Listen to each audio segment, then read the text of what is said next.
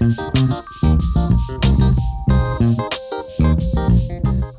and welcome to Grocery Pod. My name's Sean Kosednar. I'm coming to you from the 2026 Innovation Showcase. I'm joined today by AWG's own James Neumann and Logan Bayless and Zlotnitsky from Breez AI. I want to remind everyone listening to please subscribe to Grocery Pod. Subscribing means new episodes will be downloaded for you each week. You can find Grocery Pod on Apple Podcasts, YouTube Music, or any other platform you use to listen to podcasts. Thanks for joining me today, guys. Thank you for having us. Thanks for having us. So Tal, why don't you start off and just tell all of our listeners what Breez AI is? So Breez AI is a partner with AWG that's working to create an opportunity for independent grocers to be ahead of the AI curve as best opposed to chasing, and specifically the consumer-facing components of AI. A lot of grocers and retailers and businesses in general have been busy looking at how AI can help their productivity on the back office end, which I think makes tons of sense. There are also very, very significant consumer-facing implications to AI, and we're working with AWG to put independents in a position to take advantage of the opportunities that present and to make sure that they're not chasing. And James, can you tell us just how this partnership came about? Well, I would say David Smith is an investor, an early adopter with Breez AI, and has partnered with Tal. And due to his longstanding history of being our past CEO, brought it to the leadership team here at AWG as a very forefront and early adoption opportunity for our members. And last year at Innovation Showcase, it was really presented to our memberships as a concept and had a very welcome reception from our members. Then the work had to be done. And Tal and his team started building out the structure of how the AI agent works and crafts the product and working on the integrations. You know, we're very complicated at AWG that we have an enormous amount of tech partners that we deal with and work with for our members within loyalty, within e-commerce, within grocery store activation, and trying to build those bridges between each of them. It's a long task. It's not easy because they're all unique and they have their unique properties. But to really drive the value out of these loyalty programs as well as the e-commerce platform, Breez creates that personalized meal planning that learns from those and injects back into them seamlessly so that the end consumer is getting a great experience, not even really knowing that Breez is there. They understand SmartMeals is this, this portion of the product that they're used to, but it keeps them in the ecosystem of the store that they shop, as opposed to just sending them out broad scale to any of our competition and deliver a better experience for the end consumer, not our members, but actually the end consumer, which drives them back into our member stores. Yeah, Tal, it'd be easy for me to ask you, how does SmartMeals work, or, walk me through those steps. But, as we talk about on Grocery Pod often, it's about building a community and really humanizing those customers, not making them, just data. So what is the human story of Breez AI and SmartMeals? The human story is actually in our booth. It's my 23-year-old son, Jacob, who has severe food allergies. And so his entire life, his mother and I really struggled to decide what to make. And he has two sisters, and everybody had, my daughter was a competitive athlete. My son was always concerned about putting anything in his mouth. And so the effort that it required to prepare meals in our household was overwhelming. It creates so much angst, and it took so much time. And so as AI came on the scene, and I had just left iControl. I, by the way, met Dan Funk years and years ago, and he was at SuperValue, which was a client of my last startup, iControl Data. And I was trying to think of a way to take advantage of AI in a way that could benefit the families that are dealing with the things that we were dealing with in our household when Jacob was much younger. And AI can do that. And what we've built at Breez AI in the SmartMeals tool is a solution that ingests information from the consumer, whatever they're willing to share. I have a son who's allergic to sesame, as Jacob is, or tree nuts, really, really difficult allergies, or some, I'm getting ready to compete in a marathon, or I'm trying to lose weight, or I'm on GLP-1 medication, or whatever it is. that information is retained in the tool. By the way, in a completely anonymized way. We don't know who you are. While we get the loyalty information from the loyalty provider, it is not a name. It's a hashed. The proper term is it's a hashed ID, so that we know you as an ID, and we leverage the information that you share with us to give you a hyper personalized recommendation time and time again, and retain the meals that you've already planned, so you can just tap into them anytime you want. You have a library of meals, anything you've prepared before, so that you can very, very easily create your meal plan. And with a few clicks, move that to your shopping basket. If you want to push it to Instacart, you can. If you want to take that list to your store, you can. And we don't just give you a meal plan, we give you a complete recipe and cooking instructions based on your personalized preferences for, hey, you know what? I'm learning how to cook. Help me cook better. Help me try new things. I like these cuisines. I don't like these foods. We give the consumer a hyper personalized experience, which I know, had I had this tool when my son was young, would have saved me and my wife a tremendous amount of angst. And I think would have been a tool that we would have used all the time. And not only is it, from the sounds of it, providing a hyper personalized meal plan, but then also a personalized shopping plan to the store that they want to be shopping at. It's exactly right. I mean, one of the really cool components is that we are integrated, as James said. One of the challenges, but also one of the advantages, is we're integrated with the loyalty providers, whomever they are, and we are receiving POS data so that we are able to see what the store sells. We're simplifying it, right? There could be a complex way. You could try to get the inventory and try to cross-reference. We're not doing that. We're actually using the last 6 months worth of POS data to build a profile of what is available in the store, so that when we're building the recipe, it's not only a recipe that's hyper-personalized, it's also a recipe that you can fulfill in its entirety at your AWG local grocer. That sounds amazing. Logan, before we started talking, you mentioned that one of the things that excited you most about this partnership was how it gave the independent retailers the chance to actually be on the leading edge of this technology, rather than, trying to catch up to the more national brands. Right. So you have to think about what type of shopper is really going to value the convenience of an AI-based meal planner and recipe builder. And it's really that primarily that young family, that large basket size, that high value customer that we have to be competing for in this space if our businesses are to survive, right? So this is really a unique opportunity for the independent to actually get ahead of the corporate competitors and to leverage a technology that is not out in the marketplace yet. But they cannot sit on this opportunity, because this is an ever-evolving landscape, and we absolutely have to compete for that omni-channel shopper. And so products like Breez AI and SmartMeals, I've worked in the marketing department at AWG before, and trying to get similar products that are, for the consumer more than for our member retailer. And so what do we suggest to our member retailers for how they can, up the adoption by their consumers? Right. So that's a great question. The technology is very valuable, but it's only valuable if the customers know that it exists. So really, for the grocer, what this is an opportunity to leverage something that's of high value to the consumer. And that's where the AWG marketing specialist, our whole department, can work together to help that member to communicate this, whether that's old-fashioned in-store signage or all the way up to local hyper-targeted online ads that communicate that their local shopper that they want to do business with now has a technology that's going to make their life easier. And additionally, I think when you look at that human element, it's the stores where we're seeing the most success are the ones that are really driving it from the personal connection. Simple things, buttons on cashiers, training your team so that they understand the product, that they can have that conversation at the register with the consumer that's checking out, talking to friends and neighbors, getting it through the social networks, and getting that adoption. It's a great tool, but Logan's exactly right. We have to build that awareness with the customer base. Then what we're seeing in the results is the stickiness.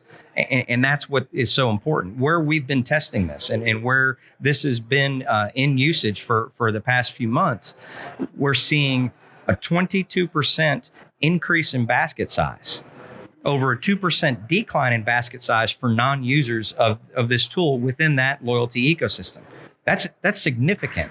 Additionally, those that are using it, 49.8% of the time, half the time, are coming back. So how many different apps or different features do you try out and like, okay, it doesn't have a use? It's probably 10% or less for the majority of us when there's something new. This is half. That's significant. It's also driving more loyalty signups. 72% increase at the stores that we've launched additional loyalty signups by driving it and showing that value.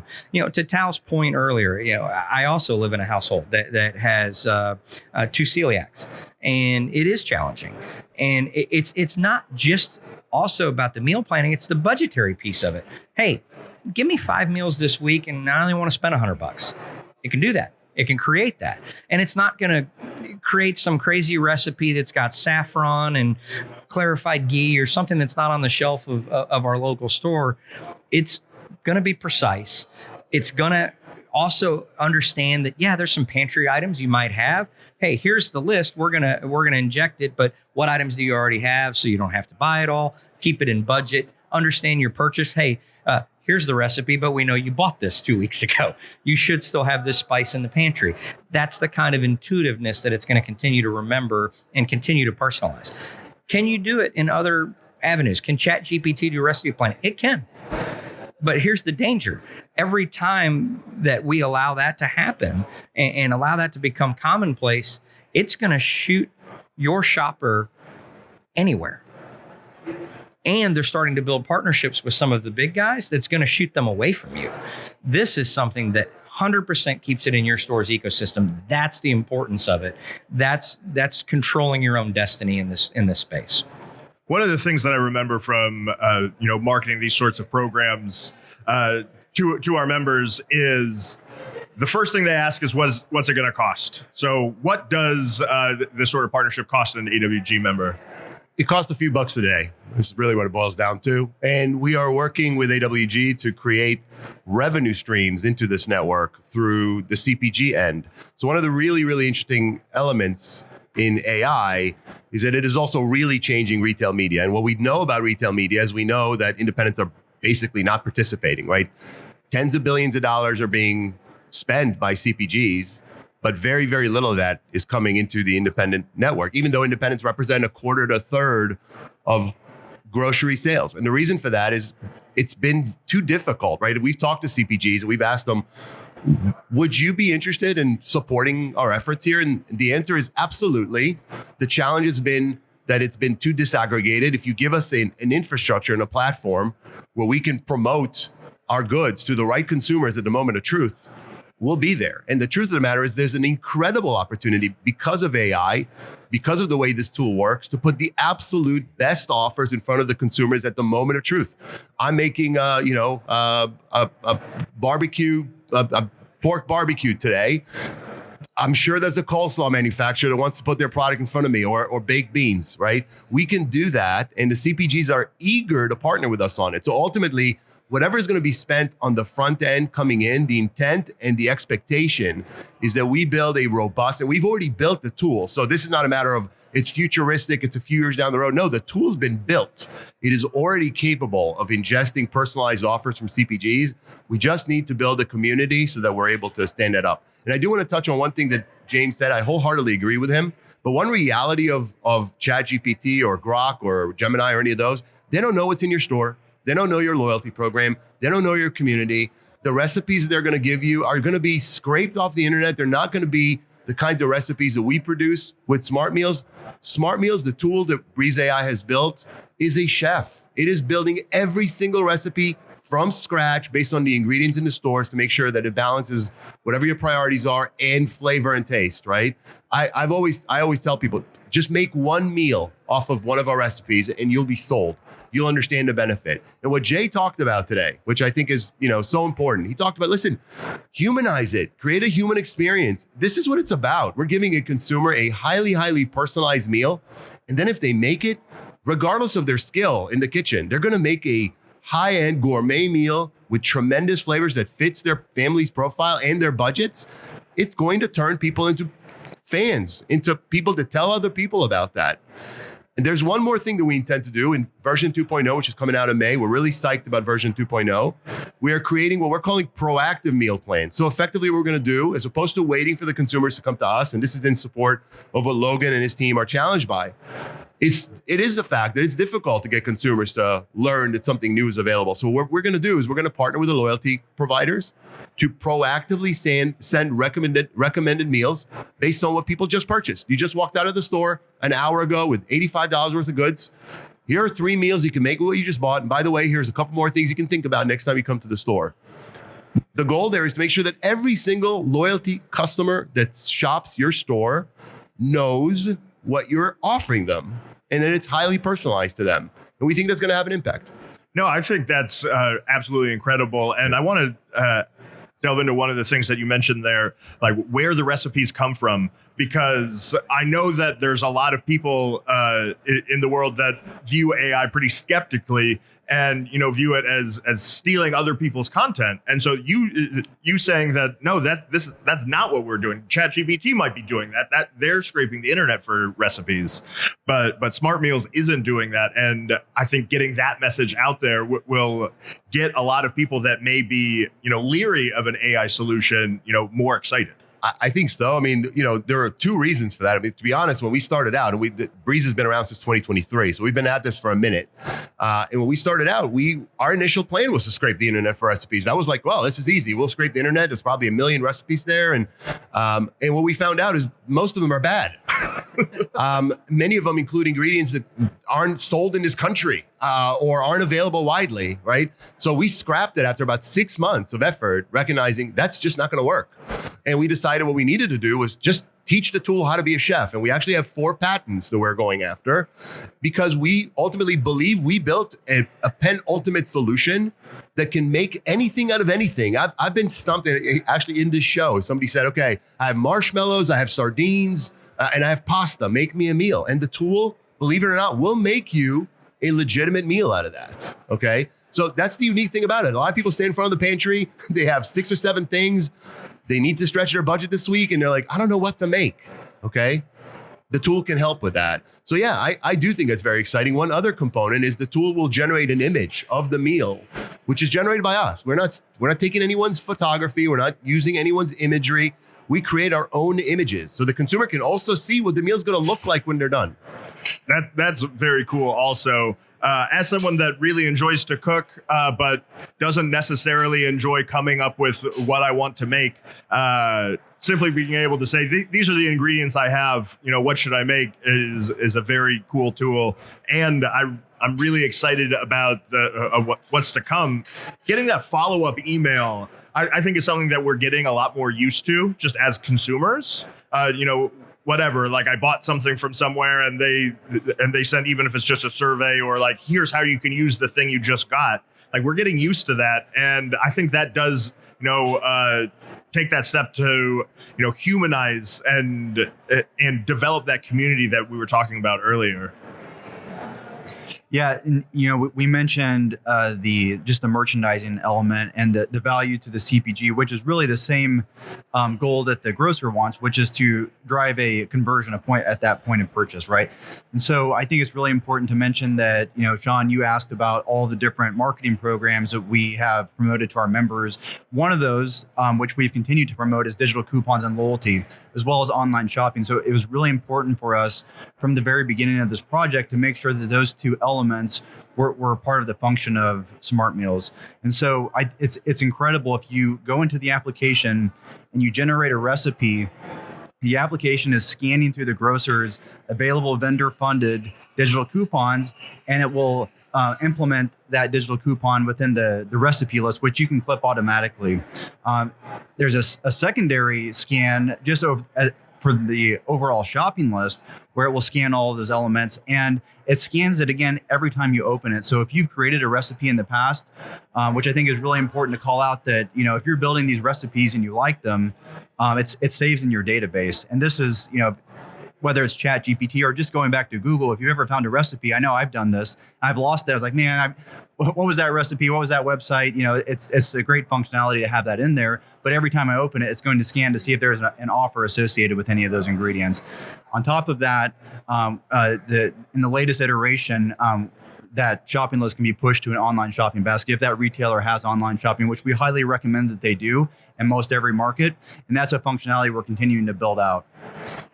That's also very exciting. And this is why I have you on the show, Logan, because you answered my questions before I even asked them. I wanted to know if I could order straight from Breez AI or from SmartMeals, and it sounds like maybe that's going to be a possibility soon. Yeah, absolutely. It's a possibility now. You can right now. Yeah, and like I said, this is great technology. It's very valuable. It's very convenient. But ultimately, we're trying to help our independents drive sales. After member retailers ask what it costs, I know that the second question is always like, who else is doing this? And so are any other member or AWG members already doing this? Yeah, we piloted with our 2 corporate stores in Des Moines, the Price Chopper Des Moines. That was our first test kitchen, if you will. 83 stores have subsequently joined through the AIM group, and Tal. Big announcement this week. We were really, really honored to have Harps decide to lean in and bring in all their stores. We're also currently in very advanced discussions with quite a few of the larger members and frankly, many of the smaller ones. One of the things that I was asked to do when we were here last year is people spoke up and raised their hands. They said, make sure that we can participate too. We only have 1 store. And we built a tool that can support the 1 and 2 store operators, no problem. So yeah, we are seeing a definite groundswell of interest. And we're looking forward to seeing more of that convert to customers to come online in the next few weeks and months. And I'll stress, it's with any new program. You can't just flip the switch and it's going to be successful. It takes work. It takes promotion and marketing efforts to continue to get the word out within the stores. But it's worth it. It's well worth it. Yeah, Logan, which technology partners are already linked into SmartMeals? So again, we started this project by partnering with the loyalty, web, and e-commerce providers that already represent a vast majority of the AWG membership. So we started with our Loyalty Lane partnership and their media solutions website. So if you have those programs, this solution is turnkey. It's ready for you to go right now.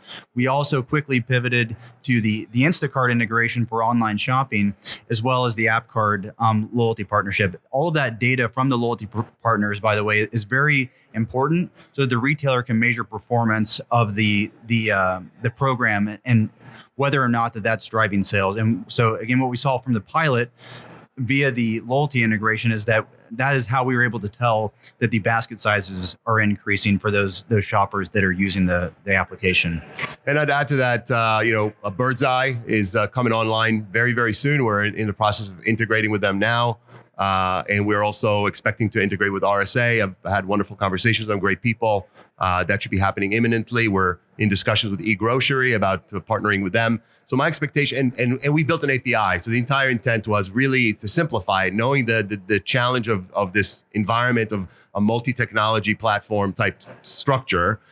We created what we hope is largely a plug and play. It's never 100% a plug and play, but we want to get to 90% very quickly. And I can tell you, we learned a lot, even from a very first deploy with Loyalty Lane. It took us about 3 months to build that first integration. It took us about 3 weeks to build the one with AppCard. So we're in a position to partner with anyone. And if you didn't hear your loyalty provider's name or your website name, let us reach out to them, suggest that they talk to us or introduce us to one another. We'll be happy to work with anyone. Awesome. So wrapping up here, what's the one thing that we need to let AWG member retailers know about this partnership and about SmartMeals? I think the one thing that I've been really trying to focus on is the question of who's AI. I think I've been repeating this phrase because ultimately there's no longer a question about whether AI is going to be something that's used by consumers, not only in grocery shopping, but of course in grocery shopping and meal planning. It is being used. The numbers are staggering in terms of how widely that is being adopted and how much consumers are benefiting from it. So the question is, whose AI? Is it going to be Walmart's AI? Is it going to be Amazon's AI, or will it be yours? And I think AWG, to their credit, saw that this would be something that would be critical and came in early and partnered with us. And the intent here is to ensure that the answer to the question, whose AI, is our AI, my AI if I'm a store owner. I would say the key takeaway I would like to reiterate with our members is jump in, adopt. We've seen technology changes and changes in our industry since we've been in business. And we're in our 100th year, and things are certainly different than they were 100 years ago. They were different than they were 10 years ago. They're different than they were 5 years ago. Change happens. Sometimes we're quick to make changes within independent grocery. Sometimes we're hesitant to trust what's next. AI's here. Digital coupons were a fear, and we were slow to adopt compared to the corporate chains and our peer groups. I don't think anyone would argue the fact that digital coupons have an impact today. E-commerce, online shopping, again, slow to adapt. We've seen huge increases at Walmart in e-commerce, and specifically the higher income brackets. People that actually aren't shopping the store, won't go in the store, 100,000 plus earners, but have no problem buying their staples through online pickup where they don't have to have the experience. So critically important to be in e-com, critically important to be driving digital coupons. You now have an opportunity to be front of the pack with AI as opposed to following the lead dog on the sled. Absolutely. Logan, if any of our member retailers are interested in getting started on this program, what do they need to do? You know what? I would tell them to reach out to me directly. They can email me, logan.bayless@awginc.com. They can also talk to their AIM specialists if they're part of the AIM group, or their marketing specialists that are out in market that they may already be working with. Our entire team is behind this effort, and we would be happy to show them a demo of how this platform works and talk through a strategy about how this could improve their business. I will have the link to Logan's email in the show notes. Tal, Logan, James, thanks for joining me today. And thank you all for listening. I want to please remind you to like and subscribe to GrocerPod. That way you can stay up to date on all the latest things going on around AWG. And until next week, this is Sean Kosednar with GrocerPod.